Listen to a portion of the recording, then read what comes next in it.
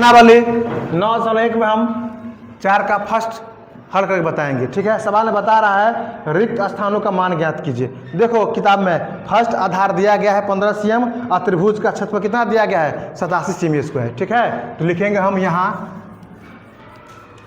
आधार बराबर कितना है 15 cm। ठीक है, और त्रिभुज का क्षेत्रफल किताब में दिया गया है वही हम लिख रहे हैं। त्रिभुज का क्षेत्रफल कितना दिया गया है 87 cm स्क्वायर। ठीक है, ऊंचाई निकालना है तो हम मान लेंगे माना कि ऊंचाई बराबर h। ठीक है, तो त्रिभुज का क्षेत्रफल क्या होगा सूत्र से बोलो। हाँ, तो त्रिभुज का क्षेत्रफल बराबर 1/2 b गुने h। ठीक है, आधार गुना ऊंचाई भी हम लिख सकते हैं। ठीक है, तो त्रिभुज का क्षेत्रफल कितना है 87 है ना, ये हम क्या लिखेंगे 87 बराबर 1/2। b कितना है आधार तो 15 लिख दो। h निकालना है तो h समझ में।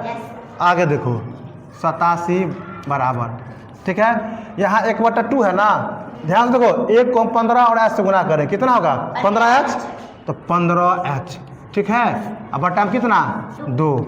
अब ध्यान से देखो यहाँ हम क्या करेंगे, बट्टा में कुछ नहीं तो क्या है 1 देंगे। यहाँ है बाय क्रॉस मल्टीप्लिकेशन वर्ग गुणन से, यानी कोना कोनी क्या करेंगे गुना कर लेंगे। ठीक है, तो 1 को हम 15 से गुना करें कितना होगा 15h, अब बराबर 87 को 2 से गुना कर लेंगे।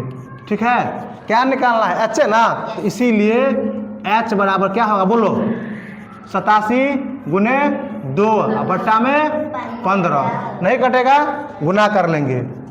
7 दूनी 8 दूनी 16 1 बट्टा में 15 होगा ना, बट्टा में 15 से 174 में भाग देना है। देखो 15 से भाग दो 174 में। ठीक है, 15 एकान 15 2 4 15 एकान 15, 14 से 5 गया तो 9 कट गया 0.0, 15 छक्का 90 कट गया, कितना आ गया 11.6। तो आधार कितना क्षेत्रफल क्या कहते हैं ऊंचाई कितना निकल गया आया समझ में। 2 और 3 सवाल बना के लाना है। ठीक है, ध्यान से देखो